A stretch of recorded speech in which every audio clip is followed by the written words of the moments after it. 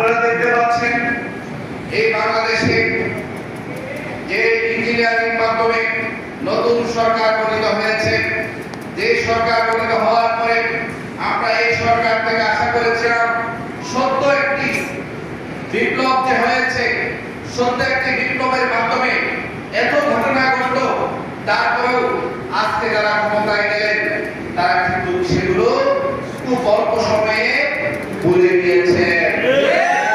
ইতিহাস থেকে যারা শিক্ষা গ্রহণ করে না, ইতিহাসেই তাদেরকে কি করে দেয়, বিলীন করে দেয়।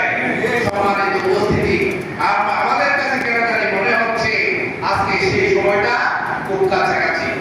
আমরা ভাবছিলাম এই বাংলাদেশে যে ব্যাংক থেকে আর জন্মগ্রহণ করবে না, কিন্তু আমরা দেখতে পাচ্ছি নতুন করে আবার নতুন উদ্যমে ব্যাংক থেকেদেরকে বিভিন্ন স্থানে বসানো হচ্ছে।